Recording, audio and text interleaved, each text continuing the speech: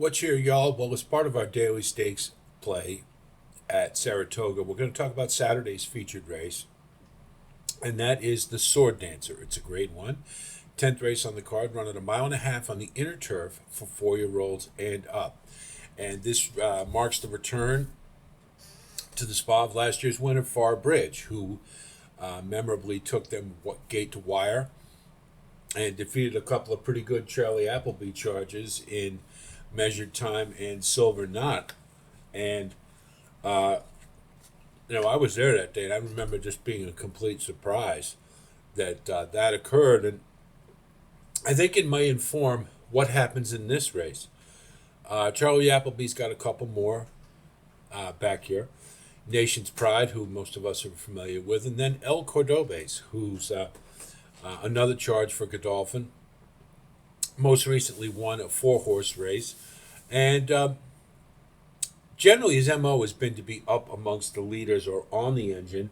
That time he was at the back, but it was a 4-horse field, so go figure. But I kind of got a feeling that this is a rabbit here because now you got Flavian Pratt aboard, which isn't necessarily indicative of that. But, I think Charlie Appleby's looking for a little payback from last year.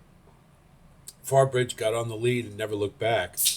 And I had measured time heavy that day. And they just couldn't get to him.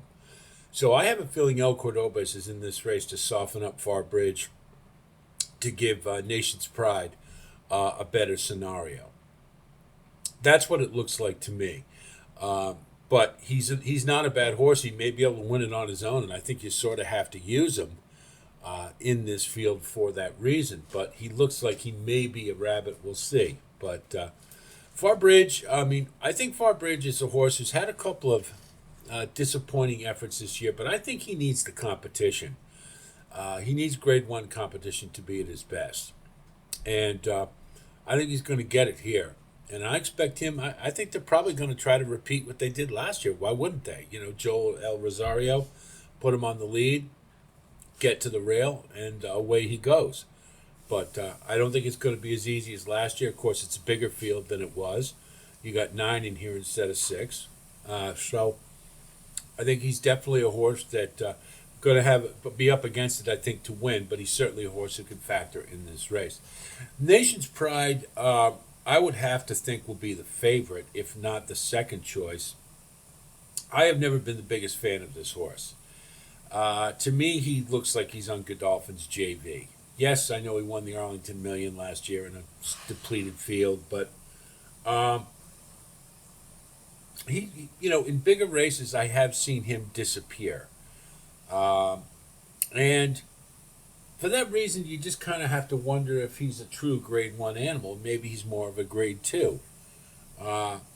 He can win this race. I don't think there's any doubt that he can. It's hard to go against Charlie Appleby and William Buick, but they're not as automatic as they once were. We do have to remember that, and sometimes I think Charlie Appleby is guilty of wishful thinking, and he gets a little overconfident about his chances in the States. It just says, I can pretty much bring anybody over. Not all the time, but every once in a while. Most of the time, he's got the goods, as we know. This may be one of those cases. I'm just not sure that I can put Nation's Pride head and shoulders above the rest of these, but he's certainly one to use, and he's going to be my second choice. El Razine, I think, is going to be part of the pace structure, and for those of you who like Nation's Pride, I think that's a good thing. But I can't see him doing much more than that. I think there's going to be a little too much activity on the front end.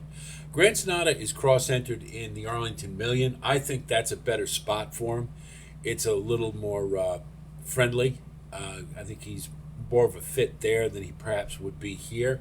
This horse is in good form. I had a good second in the UN, but he always appears to be the bridesmaid, and particularly at the grade one level. I can't get as excited about him in this field as I would in the Arlington Million, where he would be my second choice at 8-1. He probably will be at boxcar odds or double digit at least for this race. So if nothing to say he couldn't factor in this race, and for a price, I wouldn't blame you for using it, but I have a feeling he's going to run the Arlington Million. Rebel Red, I've never been right about this horse. It is Cherie DeVoe, but I don't think this is a grade one horse. And so that's really the reason I'm letting go. And I just can't get on the right side of this horse, so I'm not even going to try. As I mentioned, I'm not the biggest fan of Nation's Pride, and for that reason, I'm going to go with the upset, and I'm going to go with Vote No. I was at Monmouth for the United Nations Stakes, and I went back and watched it, and I really liked what I saw. I thought Vote No displayed a nice turn of foot. It was a longer distance at 3 mile and 3/8. He has won at a mile and a half. I think it perhaps might be, or this race is longer than the UN was at a mile and 3/8. This is a mile and a half, and it's a distance I think is friendlier to Vote No. And his late kick, I think he was just getting into gear when the race ended in the UN, and I thought he was getting to the top three. And with another jump, a horse in good form is good enough for me, especially when you have a favorite. I think it's a little soft. So that, coupled with the fact you're going to have probably a pretty favorable pace scenario, I would think. Not a great one, but it's going to be pretty good. And a distance that he likes, I'll take Vote No at a price for the upset.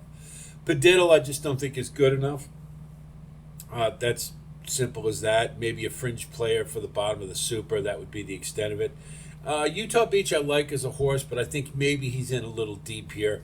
Going to use for the bottom of the trifecta, but that would be the extent of my interest. So we'll go with Vote No in the Sword Dancer. Look at our wagering strategy. Vote No, we're going to bet. Pretty sure we're going to get a really nice price. So we bet to 3 to win. We'll go 3-5 and 5-3. Nation's Pride being my second choice. And we'll Dutch those exactas. And then we'll do an exacta key box with Nation's Pride on top with 1, 3, and 6 as sort of a saver. But if we get 3-5 home, we triple up. Trifecta, I'm not going to mess around. I'm going to keep it really straightforward. 3 on top with 1, 5, 6, 9. I think we'd go crazy trying to come up with all the possible permutations to get a winning ticket. So we're just going to plant our flag with the upset and hope for the best. Hope our analysis helps you with your own wagering strategy. I wish you the best of luck as always. And certainly if you do like content like this, please like and subscribe. And thanks to all of you who continue to support our community. We're going to have the Arlington Million Pick 5 we will have later this week. We've already got an individual post out on the Arlington Million, and we'll have some daily stakes plays. Hopefully, we will have our full card selections for Saratoga on the website. So if you're so inclined, you will be able to find them there. And hopefully we can get some Del Mar in before the week's over as well. So, plenty of content on the way. That's it from here. I'll talk to you soon, and until then, be well.